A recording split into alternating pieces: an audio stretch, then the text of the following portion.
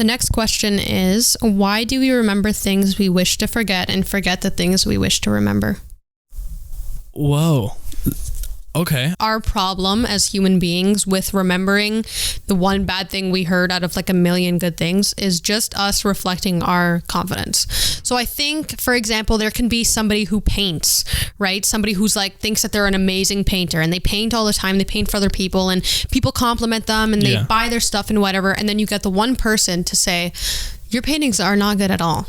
And you're like, what the fuck? Oh my God, my paintings aren't good at all. Like they're right. My paintings are shit.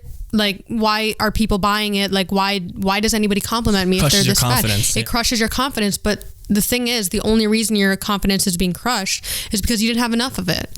And subconsciously, you really did think that maybe you were not as good as other people. You made yourself seem like you were. So I think that once you become confident enough in whatever it is that you're doing, what anybody has to say will not faze you. It's all opinionated. And at the end of the day, once you kind of accept that most people's insults and opinions that are negative towards you are only reflections of their own insecurity. Yeah, exactly. Yeah. I think I love when people say that because it's like exactly what I think. And sometimes I think, nah, I'm just fabricating it. Nah, maybe I'm in the wrong and I'm just being stubborn and I don't want to believe what they said. So I'm just trying to find ways to like neglect what they said. Yeah. Right.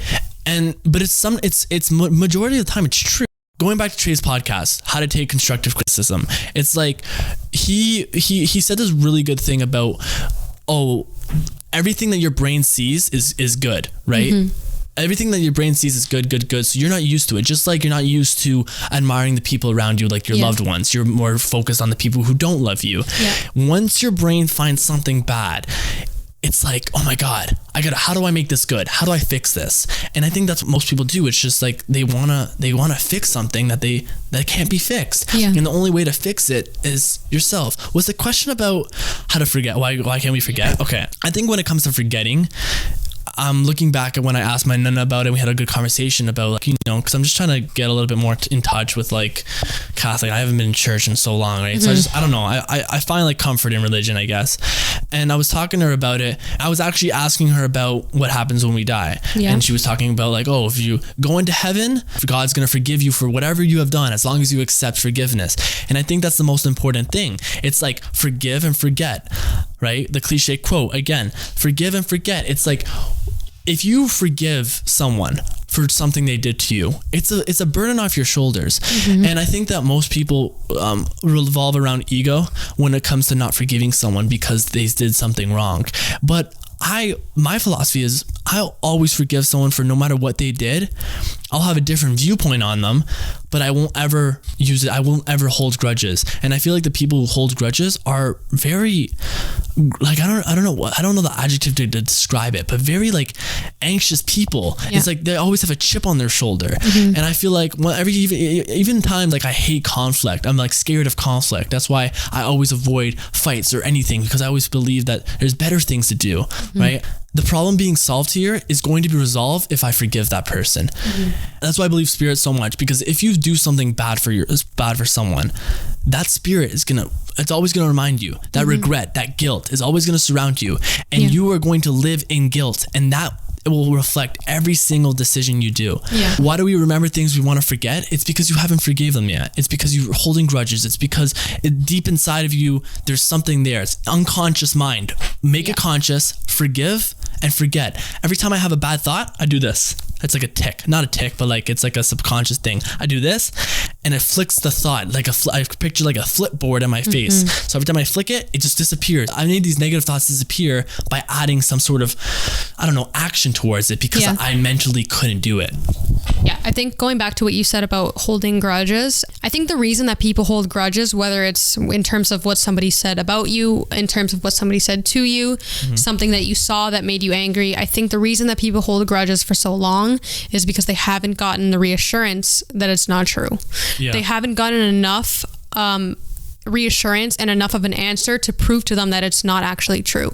So once you become confident enough within yourself, you won't hold grudges, you'll get over things, you'll be able to let go of things that have hurt you in the past, because you realize... Let go. Yeah. Because it will still affect you. Yeah, because you realize that you're worth a lot more than that. Once you figure out your worth and you realize that no matter where you came from, you can still grow from it. You'll realize that you can get past a lot of things. It's all about that. It's all about self-reflection. You could do something really bad, and as long as you realize, like rehab, right? What's that for? A prisoner is not a bad person.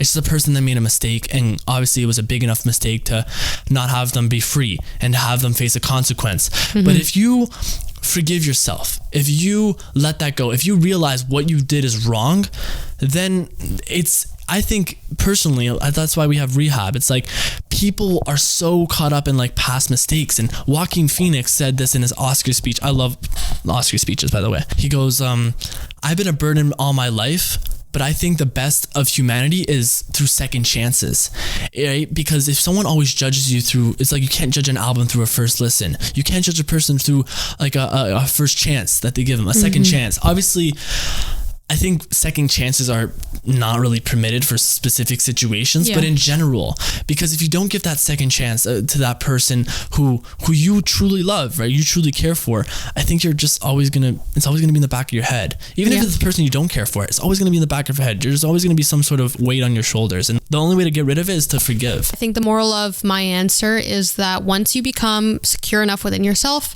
certain things that you want to forget will slowly wash away. As much as they can come back, they will only affect you to a certain extent. So you really just need to work on structuring and being secure within your own mind and from your own perspective. And then you'll realize that you are a good drawer, even if somebody tells you that you're not, and you are a good singer if you believe that you are, and you can produce a good film, or you can, like, you know what I mean? You can design a house, like whatever you think that you're good at doing, nothing will faze you when people have negative opinions on it. Because at the end of the day, you really have to remember that people are only a reflection of their own thoughts, childhood, traumas, pains. Everyone has a backstory.